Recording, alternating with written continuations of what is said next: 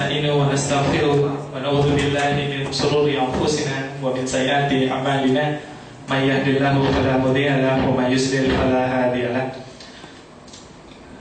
Puji syukur kehadirat Allah Subhanahu wa taala yang telah melimpahkan rizki, hidayah, nikmat dan inayahnya kepada kita semua sehingga kita bisa berkumpul di sini dalam kajian zuhur Majelis Taklim Telkomsel.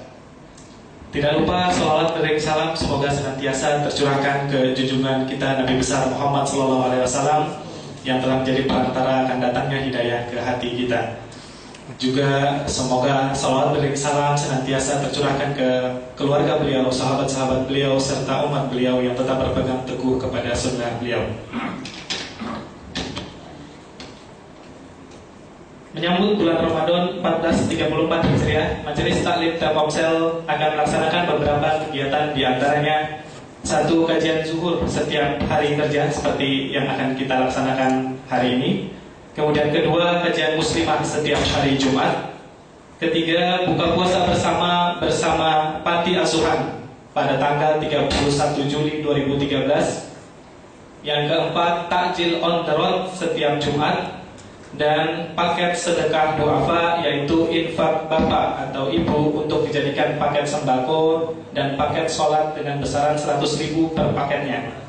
Khusus untuk takjil on the road, kami mengajak para jamaah semua untuk berpartisipasi dengan menyumbangkan di kenceleng atau kotak amal yang kami edarkan setiap kajian zuhur.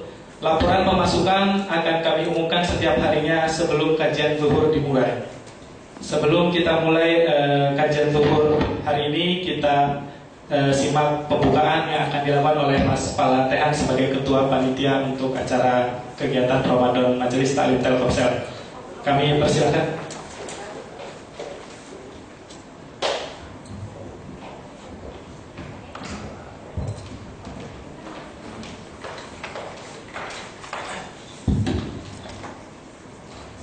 Assalamualaikum warahmatullahi wabarakatuh. Waalaikumsalam. Selamat datang Ustaz. Terima kasih telah hadir di tengah-tengah kita. Para jamaah yang berbahagia, tak terasa waktu berjalan begitu cepat. Besok atau lusa, insya Allah kita akan memasuki bulan yang penuh dengan berkah, bulan suci Ramadan 1434 Hijriah. Dengan datangnya bulan suci ini, mari kita sambut dengan kegembiraan hati secara mengucapkan marhaban ya Ramadan. Bulan yang di dalamnya penuh dengan rahmat, ampunan dan maghfirah. Semoga Allah Subhanahu wa taala melimpahkan rahmatnya kepada kita sekalian sehingga kita mampu melaksanakan ibadah di bulan Ramadan ini dengan khusyuk. Melaksanakan ibadah puasa Ramadan berarti sejumlah rutinitas kegiatan dan kebiasaan kita yang membatalkan puasa di stop sementara. Sebab puasa di bulan Ramadan bagi beragama Islam merupakan ruang untuk melakukan refleksi, introspeksi dan evaluasi diri atas segala tingkah laku dalam 1 tahun terakhir. Di bulan Ramadan kita dituntut untuk mampu menunjukkan nilai kemanusiaan kita masing-masing dalam bentuk yang setinggi-tingginya, seperti disebutkan dalam Al-Quran surah Al-Imran ayat 134, yang artinya mereka yang tetap berderma baik dalam keadaan lapang ataupun sempit, dan mereka yang mampu menahan marah, lagi pula bersifat pemaaf kepada sesama manusia. Demikianlah, semoga kita semua mendapatkan rahmat, maghfirah dan ampunannya dalam menjalankan ibadah puasa. Akhirnya kami mengucapkan selamat menjalankan ibadah puasa Ramadan 1434 Hijriah. Nikmat yang paling besar adalah nikmat kita berjumpa dengan bulan Ramadan. Banyak sahabat kita, saudara kita, orang tua kita pada saat Ramadan kemarin ada, Ramadan ini sudah tidak ada lagi.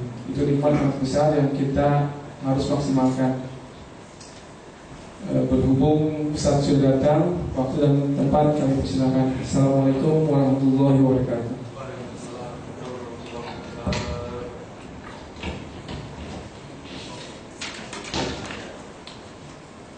Baiklah, kita langsung saja ke acara kajian zuhur kita kali ini dengan judul Keluarga Muslim di sepanjang bulan Ramadan. Dengan pengisi kajian Ustadz Budi Ashari Alsi. Beliau adalah seorang pemerhati keluarga, ahli sejarah Islam, serta penulis buku Parenting Nabawiyah. Baiklah, kini kita simak kajian beliau kepada Ustadz. Waktu dan tempat kami persilakan.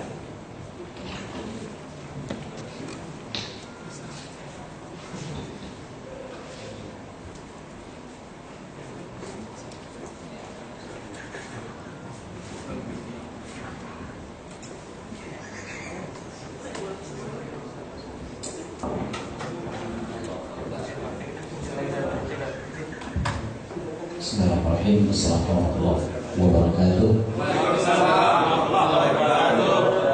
Alhamdulillah hamdan katsiran thayyiban mubarakan fi kama yuhibbu rabbuna wa yarda.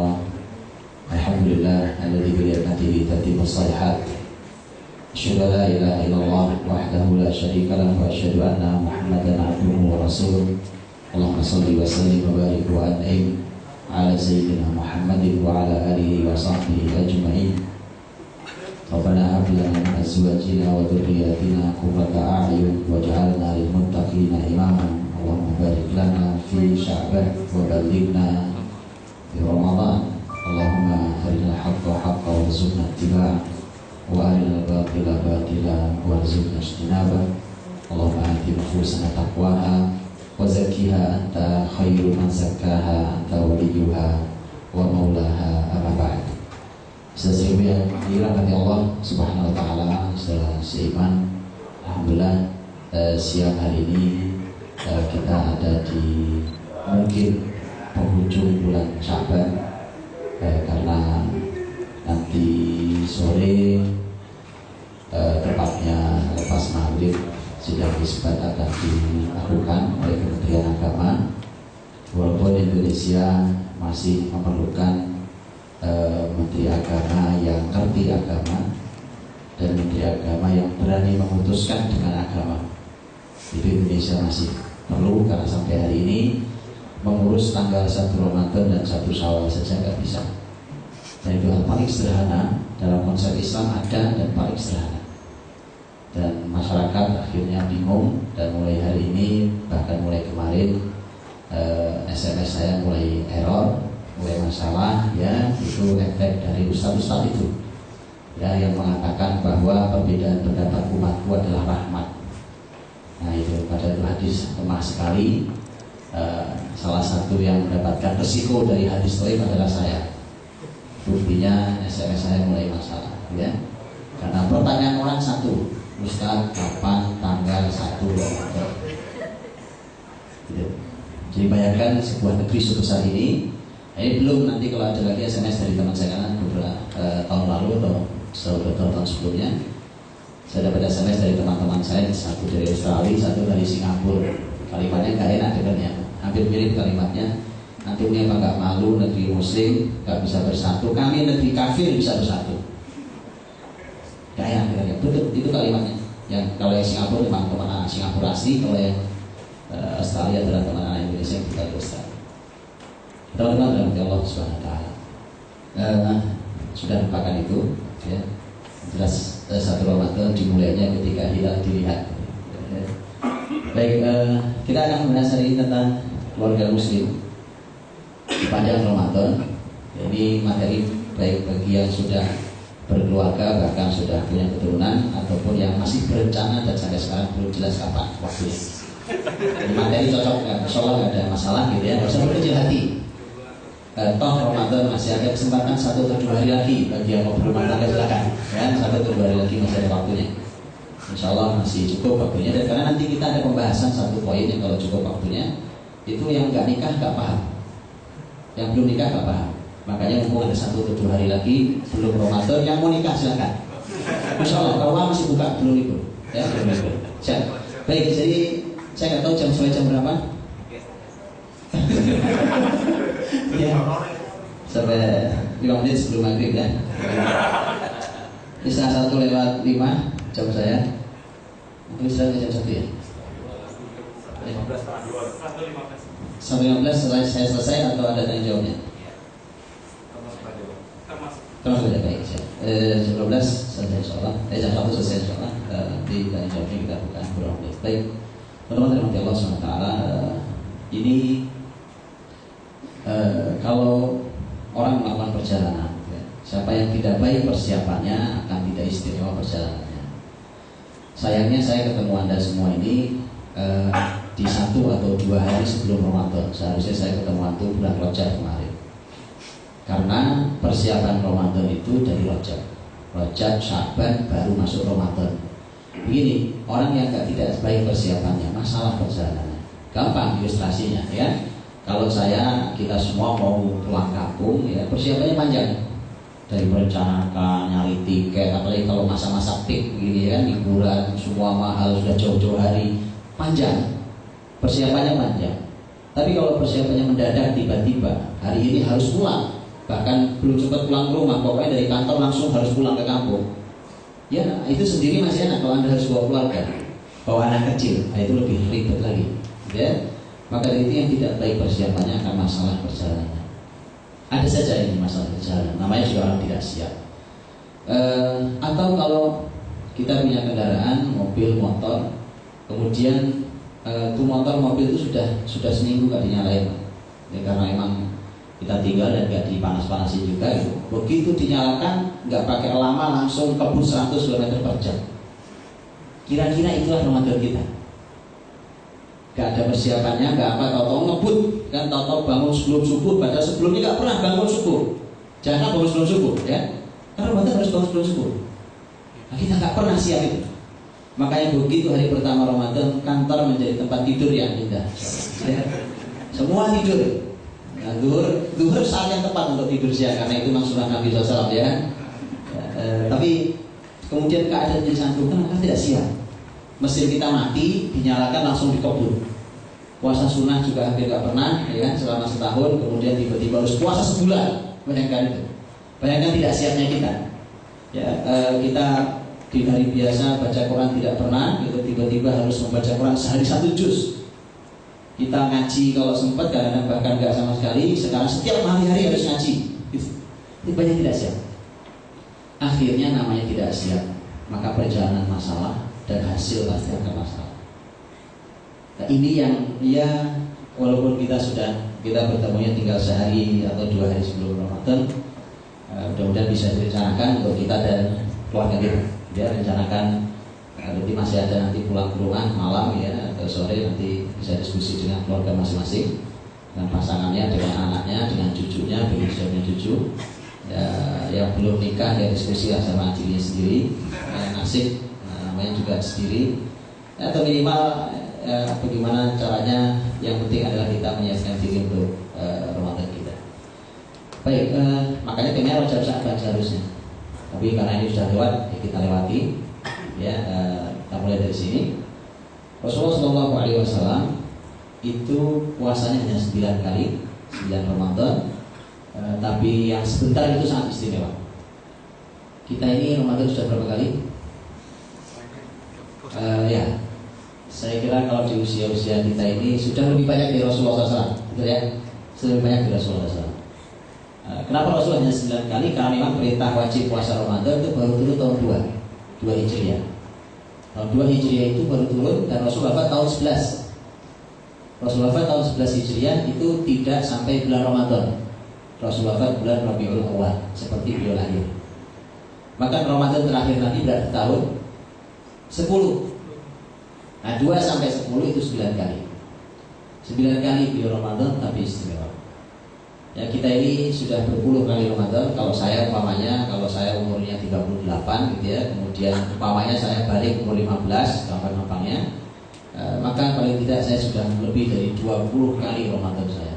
Tapi soalnya begini-begini aja, pinternya begini-begini aja gitu.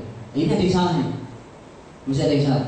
Yuk sekarang kita benahi, kita berkaca bersama Ramadan Nabi kayak apa, seperti apa yang diinginkan oleh Allah dan Rasul tentang Ramadan.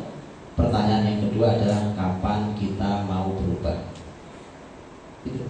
Di materi ini yang kita sampaikan, ini pertanyaan juga, kapan kita mau berubah. Baik, teman-teman Allah Subhanahu wa taala, ini kalimat Imam Ibnu Jauzi rahimahullah, agar kita punya perhatian lebih. Mengapa sih kalau Ramadan punya perhatian lebih? Karena di antaranya adalah kalimat para ulama. Imam Ibnu Jauzi dalam kitabnya Bustanul Wa'ilin wa Riyadhus Sami'in, beliau mengatakan mathalus syuhuri 12 kamathali auladi Ya'qub wa kama anna Yusuf ahab auladi Ya'qub ilaih kadzalika Ramadan ahabbu syuhuri ila Allah. Perumpamaan 12 bulan itu, 12 bulan yang ada yang kita miliki itu seperti 12 anaknya Yakub. Nabi Yakub punya anak 12. Seperti 12 anak Yakub. Sebagaimana Yusuf adalah anak yang paling dicintai Yakub, maka begitulah Ramadan bulan yang paling dicintai Allah SWT. Ya. Yang kedua, beliau mengatakan wa kama ghafara lahum bi da'wati ahadin min wahidin minhum wa huwa Yusuf kadzalika yaghfirullahu dzunuba 11 syahran bi barakati Ramadan. Sebagaimana Allah mengampuni semua saudara-saudara Yusuf itu, 12 anak Yakub Allah ampuni semua hanya karena doa satu orang, yaitu doanya Yusuf. Karena waktu Yusuf menjadi pemimpin Mesir, kemudian saudara-saudaranya datang, ya. Ini dalam kisah surat Yusuf. Kemudian mereka semua minta maaf atas masa lalu mereka yang jahat sama Yusuf. Kemudian Yusuf mengatakan, la tathriba alaikumul yaum yaghfirullahu lakum. Tidak ada masalah, saudaraku. Mudah-mudahan Allah mengampuni kalian semua. Nah, itu doanya Yusuf. Allah ampuni mereka, 12 anak Yakub diampuni Allah karena doa satu orang. Maka demikian pula dengan Ramadan, Allah mengampuni dosa 11 bulan itu dengan keberkahan satu bulan Ramadan. Kalimat Imam Ibnu Jauzi rahimahullah. Jadi disitulah kemudian orang harus punya fokus. Sebenarnya gini, saya ketika membimbing beberapa keluarga untuk merencanakan program setahun gitu, itu ternyata memang banyak hal yang baru yang bisa kita rasakan gitu. Karena ternyata selama ini panduan kita untuk membuat rencana rumah tangga itu pakai bulan Masehi. Pakai bulan Masehi, Januari ngapain, Februari ngapain gitu ya. Padahal saya mau nanya kan tuh, kalau puasa Ramadan itu bulan Juli atau bulan Agustus? Kalau haji bulan Desember atau Januari? Gak ada yang benar jawabannya, betul kan? Gak ada yang benar. Yang benar adalah kalau puasa ya bulan Ramadan, ya kan? Kalau haji ya bulan Dzulhijjah, itu benar. Jadi kita ini orang beriman, panduannya bulan Hijriah sebenarnya. Dan itu program hidup kita, bahwa kita sekarang berjalan di atas bulan Masehi mungkin. Karena itu yang sekarang sedang besar, karena kita semua tidur, ya. Kemudian akhirnya beralihlah keadaan, berbaliklah keadaan itu, termasuk akhirnya bahkan bulan Hijriah yang dipakai itu tidak berjalan. Karena kemudian kehidupan kita itu dipandu oleh bulan-bulan Hijriah itu. Ternyata ada bulan bukan bulan-bulan Masehi. Seperti Ramadan tadi. Ramadan bulan istimewa ya bulannya bulan Ramadan. Makanya muslim harus punya program. Sehingga ini PR pertama buat antum semuanya. Pelajarilah dalam satu tahun penuh 12 bulan Hijriah itu apa saja keistimewaannya tiap bulan. Masing-masing bulan ada keistimewaannya yang berbeda-beda, baik umum ataupun khusus. Nah, kemudian buatkan itu menjadi program di rumah tangga kita. Harus gitu, di pasangan kita, di istri kita, atau di suami kita, atau di anak-anak kita, atau pada diri kita memang. Ya, itu harus dibuatkan program. Baik, teman-teman Allah SWT, ini saya ingin mulai dari satu poin, yaitu sejarah Ramadan itu, supaya kita bisa memahami lebih dalam. Karena kalau kita memahami syariat, tahu latar belakang syariat itu akan lebih dalam, kita akan merasa sangat dalam. Contoh gampang, kalau antum belajar Quran, terus kemudian antum tahu sebab turunnya ayat ini, itu akan lebih dalam memahaminya. Karena sebab turun itu akan mempengaruhi tafsirnya. Nah, sama tentang Ramadan kita akan melihat sejarahnya. Karena sejarah Ramadan, sejarah syariat Ramadan diturunkan oleh sejarah. Di sini nanti kita akan lebih dalam memaknai Ramadan. Ramadan ini bulan Sya'ban tahun 2 Hijriah. Sya'ban 2 Hijriah itu artinya Rasulullah SAW baru 2 tahun di kota Madinah. Atau kalau dihitung dari Mekah, karena Nabi kan di Mekah dulu baru hijrah ke Madinah ya. Kalau dihitung dari awal Mekah beliau jadi Nabi, itu berarti Nabi sudah berdakwah, sudah menjadi Nabi selama 15 tahun. 16 tahun, kan 13 tahun di Mekah plus 2 tahun, termasuk tahun 2 itu 2 tahun berarti. Bulan Sya'ban Ini bulan Sya'ban, kita ini masih di bulan Sya'ban, tanggal 29 Sya'ban, berarti kalau hitungan kita di Indonesia ini bulan Sya'ban tahun 2 Hijriah. Sekarang kita tahu berapa sekarang? 1400. Jadi supaya kita bayangkan berapa tahun yang silam ini syariat ini, ya. Sekarang kita tahu 1434 Hijriah. Nah, ini bulan Sya'ban tahun 2 Hijriah. Ya. Di bulan di satu bulan itu, di bulan yang sama, bulan Sya'ban turun 4 syariat. Ini 4-4-nya. Satu, tahwilul qiblah, perbedaan kiblat. Yang kedua, siam Ramadan, puasa Ramadan sendiri. Yang ketiga, jihad, yang artinya perang. Yang keempat, zakat. Dengan semua perincian zakat yang kita ketahui di ilmu zakat itu baru turun tahun 2 Hijriah bulan Sya'ban. Jadi 4 poin. Nah, ini teman-teman dalam hati Allah. Jadi seharusnya Ramadan itu jangan diamputasi dari saudara-saudaranya ini. Ini kan lahirnya bareng, ya. Ini lahirnya bareng, satu bulan yang sama paling tidak. Ya, walaupun kita tidak sebut saudara kembar dan tidak saudara yang lahir di rahim Sya'ban yang sama tahun 2 Hijriah. Maka Ramadan jangan diamputasi. Begini, kalau perbedaan kiblat itu setidaknya ada 2 hikmah besar. Perbedaan kiblat. Yang pertama, kiblat pasti urusannya sholat. Pasti urusannya sholat. Yang kedua, perbedaan kiblat itu ada pembahasan tentang masalah berbeda dengan orang-orang Yahudi. Apa hubungannya antara perbedaan kiblat dengan berbeda dengan Yahudi? Perbedaan kiblat itu Rasulullah SAW yang minta. Seperti Allah firmankan di surah Al-Baqarah, "Qad nara taqalluba wajhika fis sama' falanwalliyannaka qiblatan tardaha fawalli wajhaka syatral masjidil haram." Ya. Kami melihat engkau Muhammad suka membolak-balikkan wajahmu ke langit, terus lihat ke langit. Kami akan pindahkan kiblatmu ke kiblat yang kamu ridhoi, kamu sukai wahai Muhammad. Maka sekarang pindahkan wajahmu menghadap ke Masjidil Haram. Jadi Nabi yang minta. Nabi yang suka kalau kiblat pindah ke Masjidil Haram. Ini bukan karena Nabi benci Aqsa. Karena Aqsa sampai sekarang dalam syariat Islam menjadi salah satu tanah suci muslimin, 1 dari 3 masjid yang mulia. Juga bukan karena fanatisme kampung. Ini tentang kampungnya Nabi Muhammad. Ya, Mekah, Nabi Muhammad lahir di Mekah. Apa karena itu? Bukan itu faktornya. Para ulama menjelaskan, termasuk Imam Ibnu Hajar dalam Fathul Bari, dia mengatakan bahwa ternyata Rasul tidak suka dengan kalimat orang-orang Yahudi yang tinggal di sekeliling kota Madinah saat itu. Orang-orang Yahudi mengatakan bahwa Muhammad dan sahabat-sahabatnya itu sering berbeda pendapat dengan kita, ini kata orang Yahudi. Tetapi nggak apa-apa, karena ternyata kiblat kita sama. Nabi tidak suka ini. Padahal tidak ada masalah dengan Aqsa. Bayangkan, tidak ada masalah dengan kiblat menghadap ke Aqsa, tapi Nabi tidak suka disama-samakan dengan orang Yahudi. Apalagi kemudian kita hari ini melaksanakan satu konsep yang jelas-jelas dari Yahudi. Nabi yang menjalankan konsep yang dari Allah saja merasa tidak nyaman ketika harus disamakan dengan Yahudi. Itu semangatnya, turunnya, gitu ya. Kemudian makanya kemudian kita harus belajar. Jadi perbedaan kita ada 2, sholat dan berbeda dengan Yahudi. Maka aneh bagi orang yang siang Ramadan tapi sholatnya masalah. Sholatnya masalah. Ya. Orang yang puasa Ramadan tapi aneh ketika sholatnya bermasalah. Ada orang puasa Ramadan, gitu, tetapi dia belum kunjung belajar tentang bagaimana seorang mukmin harus hidup dan bagaimana yang mana sebenarnya bagian dari konsep-konsep Yahudi. Baik, kemudian jihad itu perang, ya, artinya perang, dan ini diwajibkan tahun 2 Hijriah. Karena sebelum tahun 2 Nabi sahabat tidak boleh perang, ya, mereka disuruh untuk menahan diri. Apapun yang mereka terima, mereka tidak boleh melakukan perlawanan.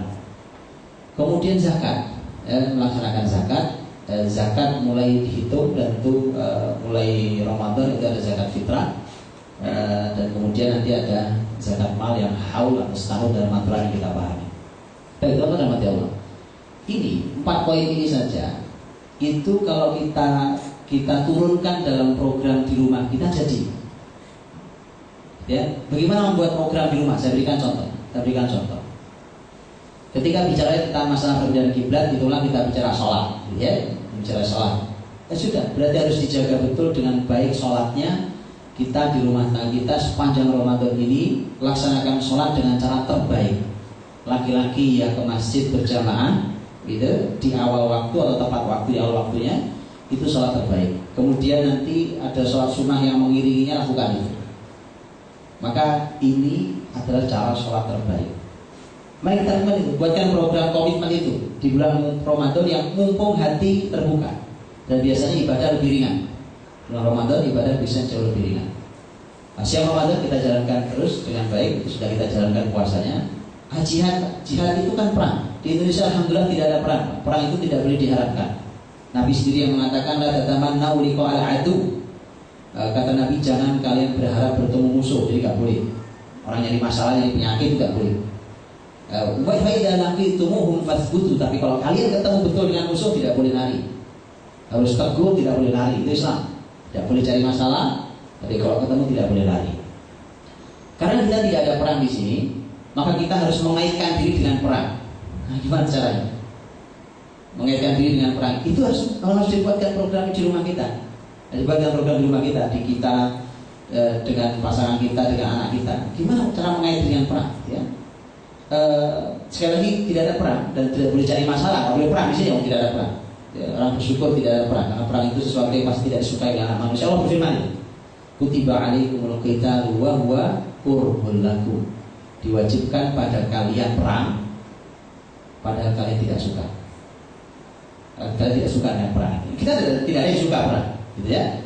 Dan ini hebatnya perang itu, karena ternyata kata yang dipakai Allah untuk mewajibkan perang sama dengan kata yang dipakai Allah untuk mewajibkan puasa Ramadan. Ya, ada kalimat kutiba alaikumus syiyam, kalau perang kutiba alaikumul qital. Sama-sama kutiba alaikum. Cuma kita ternyata tidak akrab dengan tema jihad. Ya, gara-garanya kita sudah digembosi oleh kata terorisme itu. Tidak usah khawatir, Islam ini agama satu-satunya agama di muka bumi yang punya adab akhlak dalam perang. Ya, tidak usah khawatir itu. Kalau Anda mau lihat buktinya, salah satu buktinya adalah jadi tidak pernah ada di agama, di negara, di peradaban manapun. Silakan Anda cari. Kalau Anda berpikir ternyata sudah diterjemah. Itu bicara tentang fikih jihad, ditulis oleh Syekh Qardawi yang kita semua tahu, Syekh Yusuf Qardawi. Itu diterjemah dalam 1000 halaman. Silakan dibaca. Itu cuma aturan jihad itu kayak apa? 1000 halaman. Cari di muka bumi ini mana negara, mana peradaban, mana agama yang punya aturan perang sampai 1000 halaman. Kenapa? Karena itu sesuatu yang tidak disukai manusia, maka diberikan aturan. Begitu ya. Tapi jangan dibunuh. Jihad itu sesuatu yang paling tinggi dalam Islam. Ini contohnya, ini ayat hadisnya. Paling besar, puncak Islam itu adalah jihad. Maka jangan dibunuh. Ya, jangan hanya gara-gara itu kemudian dibunuh. Nah, bagaimana mengait diri dengan tema jihad itu? Ya, itu banyak caranya. Banyak caranya. Umpamanya, saya berikan contoh. Nah, saya berikan contoh di sini umpamanya.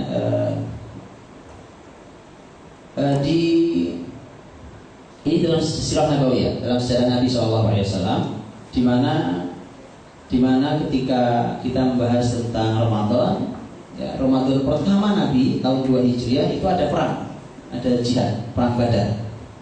Ya, ini perang Badar, ini peta Badar, arah dari Madinah ke beberapa tempat. Nah, perang Badar ini 17 Ramadan tahun 2 Hijriah.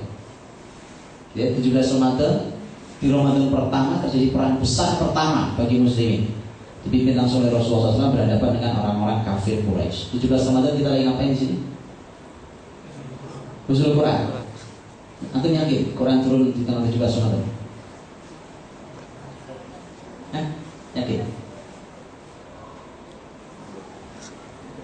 Ya, inilah teman-teman dengan Allah SWT ya. Saya ingin sampaikan begini.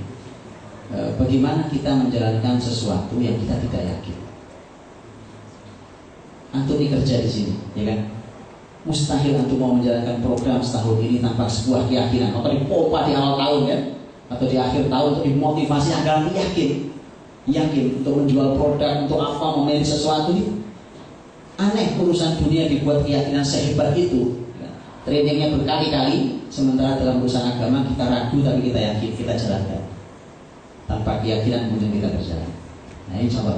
Saya tidak mau bahas itu, tapi saya mau kritik sedikit aja, kritikin antum. 17 Ramadan nuzul Quran, gitu ya.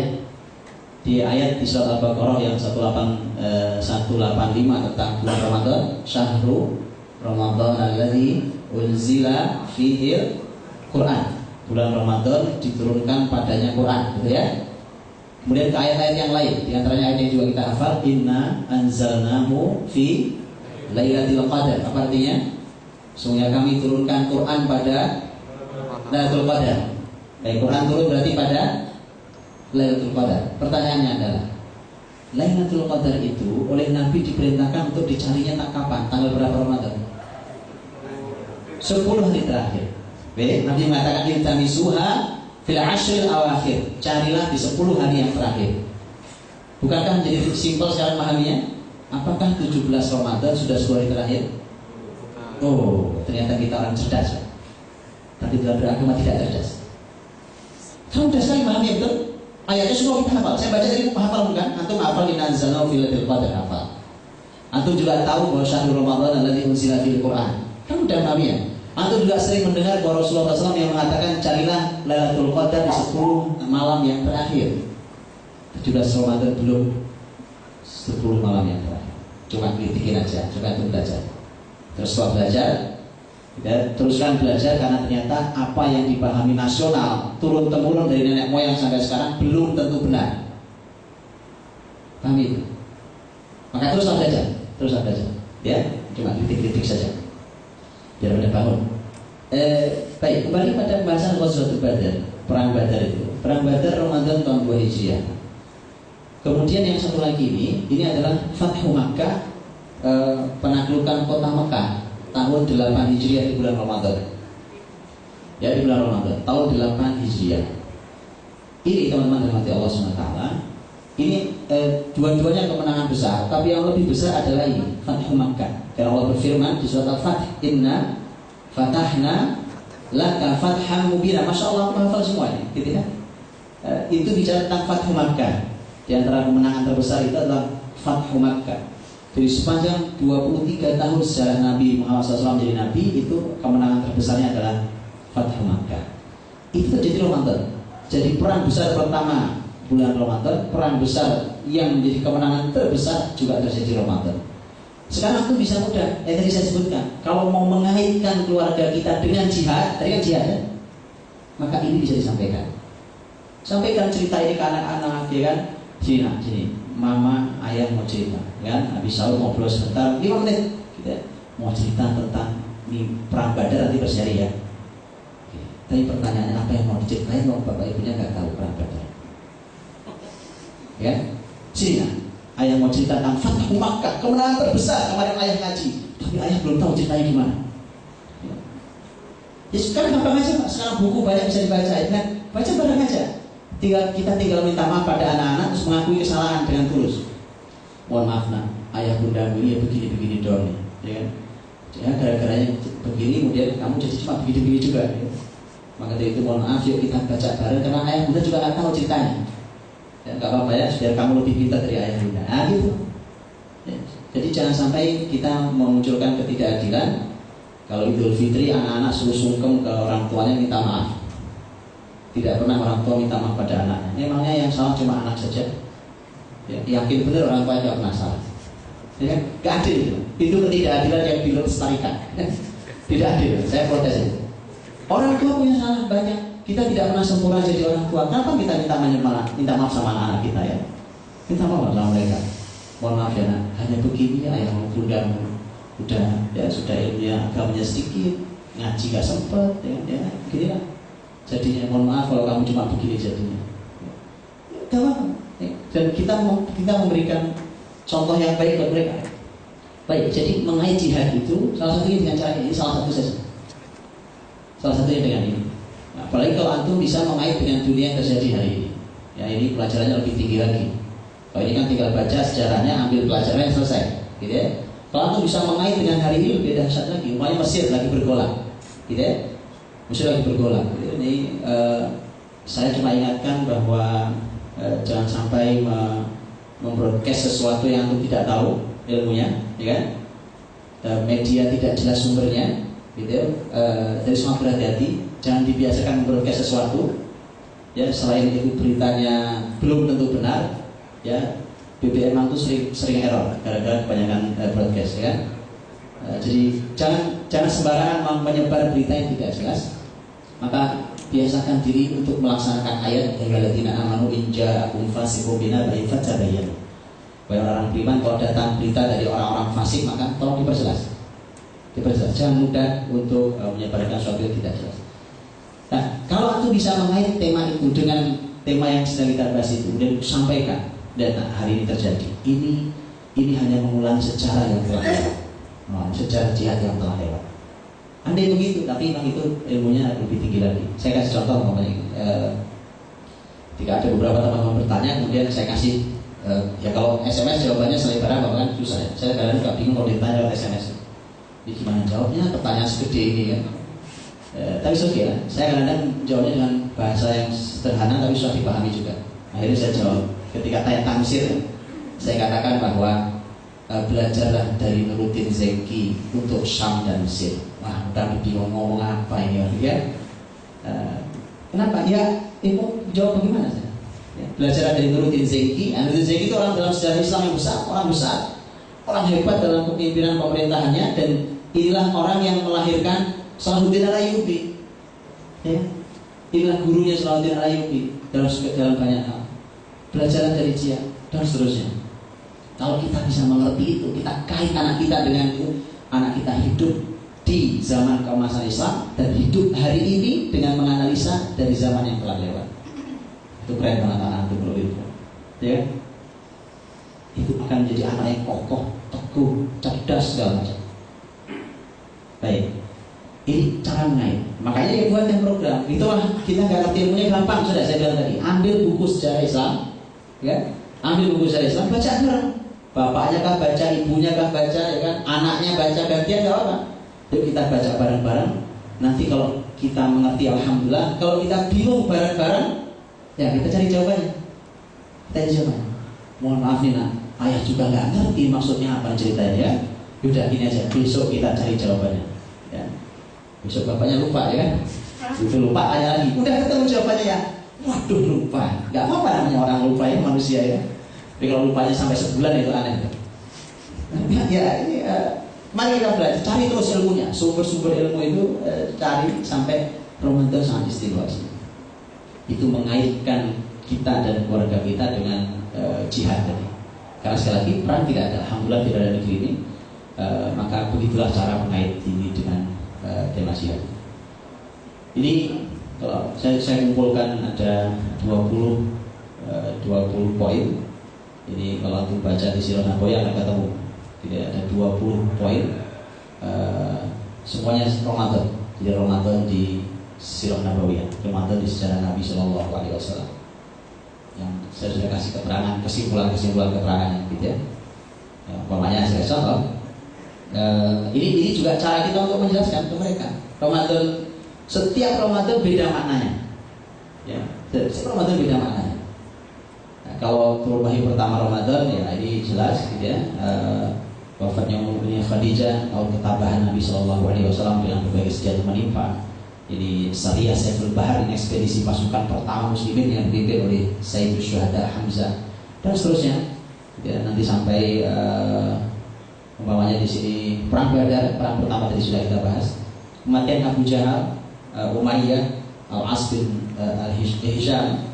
Ini kematian orang-orang jahat dan zalim, ya, agar jadi pelajaran bagi siapapun yang jahat. Nah, itu bulan Ramadan, bulan tepat untuk mati orang jahat. Mati Ramadan kan, Abu Jahal mati Ramadan, ya kan? Nah itu saatnya tepat untuk menggulingkan mereka sebenarnya memang. Betul. Loh, ini Fathu Makkah itu menggulingkan patung. Ramadan Fathu Makkah itu kan pembesar-besar Quraisy yang sombong-sombong itu selesai, tidak ada perlawanan. Patung-patung mereka puja sekian abad atau sekian lama itu jatuhkan, dibersihkan dari kemusyrikan. Ramadan kejadiannya, ya. Dan seterusnya. Ini seterusnya. Baik, saya ingin membuatkan saya ingin bacakan singkat gitu dari ayat-ayat Ramadan yang ini menjadi panduan kita untuk membuat program di rumah kita.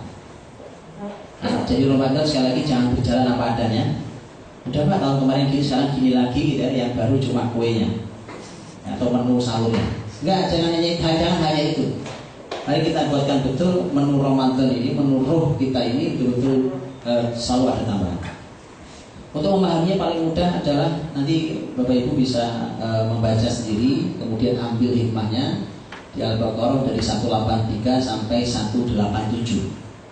Ya, mohon nanti dibuka-buka di rumah sama keluarganya, kemudian ambil pelajarannya, kemudian buatkan breakdown programnya. Kan begitu ambil perusahaan. Rumah itu lebih hebat dari perusahaan itu. Betul kan? Dan di sini posisi antum hebat-hebatnya paling apa sih? Direktur utama atau komisaris utama atau presiden atau apa? Paling itu posisi hebatnya. Bayangkan kalau saya punya anak empat-empatnya memiliki satu perusahaan, maka saya sedang memiliki 4 pemilik perusahaan. Jadi keluarga itu hebat, lebih hebat dari perusahaan ini. Maka kalau kemudian tidak didesain dengan baik, jadinya ala kadarnya. Mari kita desain, Mas. Sebenarnya antum mendesain perusahaan ini gitu. Yuk kita desain dengan baik anak-anak kita ini. Nah ini salah satunya. Baik, saya mau bacakan cepat karena waktu kita juga sangat singkat. Al-Baqarah 183 sampai 187. Inspirasi apa yang bisa diambil dan silakan nanti buatkan program di rumah masing-masing. Kalau nanti Anda tambahin lagi di rumah dengan begitu membaca dapat pelajaran lain, nah itu luar biasa. Yang pertama adalah 183 itu sudah sangat kita kenal tentang masalah Ramadan. Nah, puasanya, ya kan puasa ya dari nama kutiba alaikumsiyam kama kutiba alladziina min qablikum la'allakum tattaqun, itu sudah jelas ayatnya, sudah sering kita dengar. Yaitu siam Ramadan. Siam Ramadan itu teman-teman, kata siam kalau artinya puasa, ya saya tidak tahu puasa itu dari bahasa apa aslinya, saya tidak tahu. Bahasa Indonesia apa murni bahasa Indonesia atau ada akar yang lain saya tidak ngerti. Tapi kalau asyam itu ada akar katanya, ada akar maknanya. Akar maknanya adalah al-imsak gitu. Imsak itu arti menahan diri. Ini gak ada hubungannya dengan imsak waktu imsak pagi ya. Jangan salah terjemahan. Al-imsak arti menahan diri. Maka roh besar siam adalah nahan diri. Itu masih ingat ya hadis Nabi SAW, hadis Nabi yang mengatakan bahwa kata Nabi kalau ada orang yang ngajak kita berantem, ya, mencaci maki kita, katakan maaf mas, saya lagi puasa. Lagi puasa saya. Orang nanti, kayaknya kita berantem aja ya kan? Wong dia salah, apalagi gitu kan? Pengen kita balas, tapi mohon saya lagi puasa. Itu nahan diri. Sama. Ya, ketika Ramadan adalah merupakan bulan untuk menahan diri, maka ketika budget Ramadan naik melambung, sehingga harga-harga naik melambung, itu jadi pertanyaan besar. Karena apa budget naik? Tidak semua salah, tidak. Nanti saya ada poin, nanti saya ada slide-nya. Bahwa tidak semua salah, tetapi kalau Ramadan berubah menjadi pesta tahunan, maka itu tidak sesuai dengan roh besar Ramadan. Amin. Tidak sesuai dengan roh besar Ramadan. Baik, itu asyam. Kalau 184 itu ada 2 poin. Ada fikih puasa. Nah, silahkan dipelajari fikih puasa ya. Di sini disebutkan ayyam ma'dudat, hari-hari yang terbilang, terbatas. Pernikahan minkum maridun aw ala safarin fa iddatu min ayyamin ukhra. Yang sakit, yang musafir ganti di hari lain puasanya, ya kan? Boleh tidak puasa tapi ganti di hari lain. Wa 'ala alladziina yutiqunahu fidyatun ta'amu miskin, yang sudah tidak sanggup puasa lagi maka bayar fidyah. Ya, bayar fidyah, beri makan orang miskin. Itu fikih puasa. Tapi jauh dari lengkap karena Al-Qur'an bukan merupakan kitab fikih.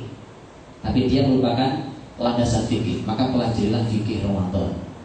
Ya, ilmu kita biar nambah. Ya, jangan sampai dari tahun ke tahun ilmu kita sama. Ya, ilmu kita harus nambah, harus bertambah ilmu Ramadan kita. Masa dari tahun ke tahun pertanyaannya sama? Ya, perasaan kamu lagi jawab yang nanya waktu tahun lalu ya? Sampai apa ustaznya itu? Perasaan kamu dari yang tahun lalu nanya, Ustaz kalau bulan mudah batal nggak puasanya? Pertanyaan sama lagi dari 3 tahun yang lalu ya. Coba cari pertanyaan lain ya kan. Artinya mari belajar terus. Maksud saya ini, kalau tanya ulang boleh, orang refresh atau lupa kan bisa saja, nggak ada masalah. Tapi maksud saya adalah mari kita belajar supaya ilmunya bertambah. Fikih puasa ini kan banyak pertanyaan yang belum terjawab oleh kita ketika kita tidak mengetahui ilmunya. Baik, itu satu. Maka kita keluarga harusnya belajar fikih puasa itu. Harusnya belajar fikih puasa itu kan. Tinggal sehari 2 hari bisa nggak belajar itu? Ya, makanya saya bilang sayang kita ketemu harusnya di Gunung Pocet di jauh-jauh hari. Baik, yang kedua di ayat ini adalah kata ta'amu miskin. Fidyah itu memberi makan orang miskin. Memang Ramadan itu bulan yang lapang sekali untuk orang miskin. Ya, zakat fitrah untuk orang miskin, ya kan? Kalau ada pelanggaran suami istri siang Ramadan, itu salah satu jenis hukumannya memberi makan 60 orang miskin, ya kan? Ini yang tidak sanggup lagi puasa, fidyah memberi makan orang miskin. Jadi memang sangat lapang. Maka mari kita lapangkan budget kantong kita ini untuk orang miskin di Ramadan. Ya, buatkan programnya. Mari duduk di rumah kita masing-masing, kemudian kita buat programnya. Buatkan program untuk kelapangan orang miskin di dalam kantong kita, dalam budget Ramadan kita. Berapa Pak? Ini ada ini aturannya. Berapa harusnya? Saya tidak bicara yang wajib ya. Kalau yang wajib sih nggak usah dijelas, itu sudah ada paksaan kalau wajib. Zakat wajib jatuh temponya Ramadan, itu harus dibayar. Saya tidak bicara yang wajib, tapi bicara yang sunnah, gitu ya, bahwa ini amal tambahan kita. Berapa besarannya?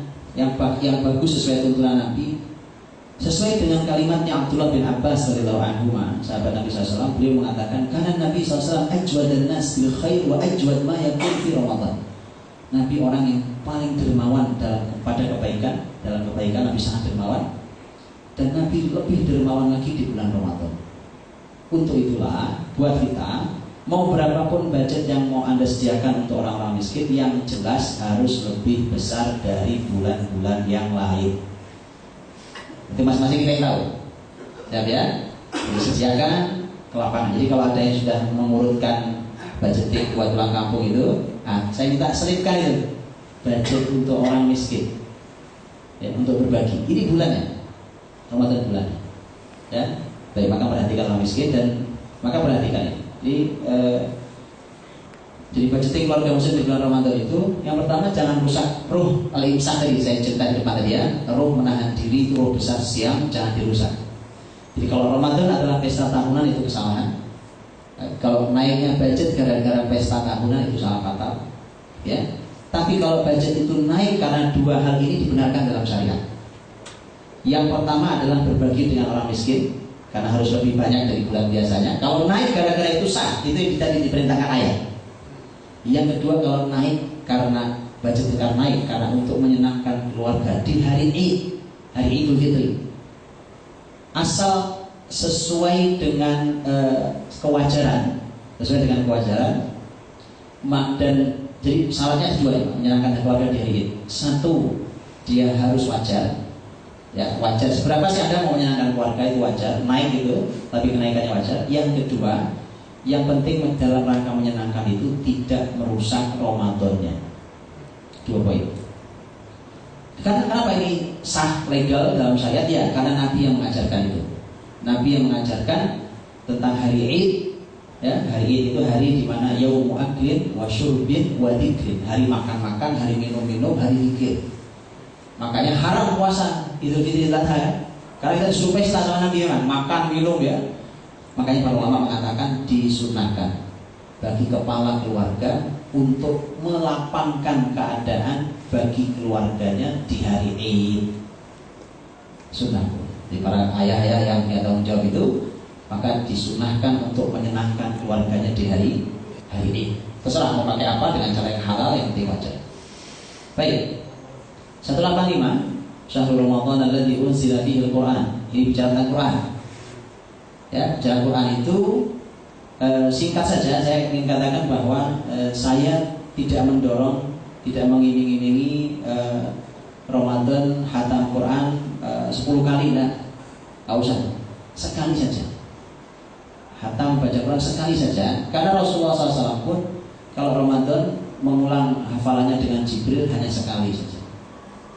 Kecuali di akhir Ramadan beliau 2 kali. Jadi kisarannya 1 atau 2. Mengapa? Karena saya ingin Quran plus.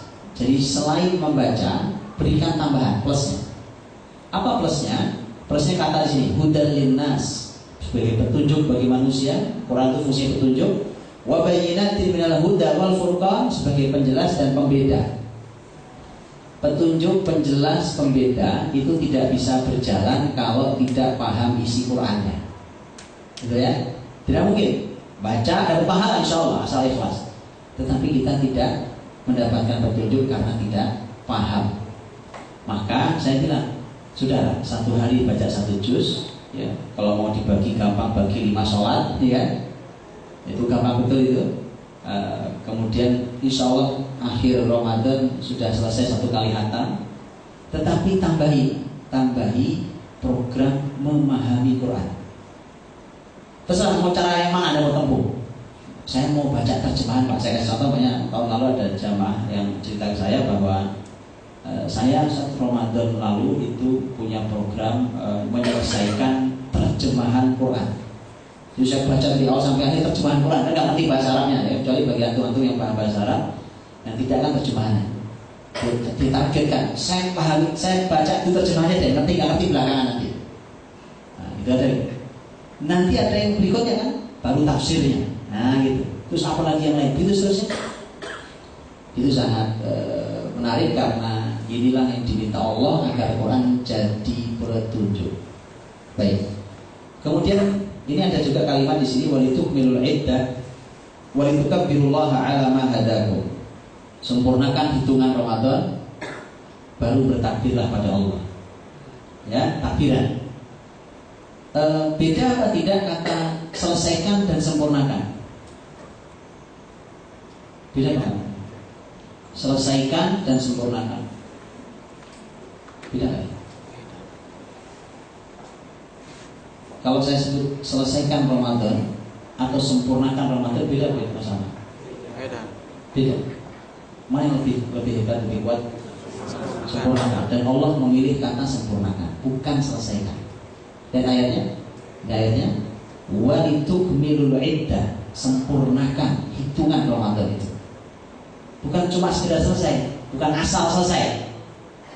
Sempurna begini, saya kasih contoh nanti.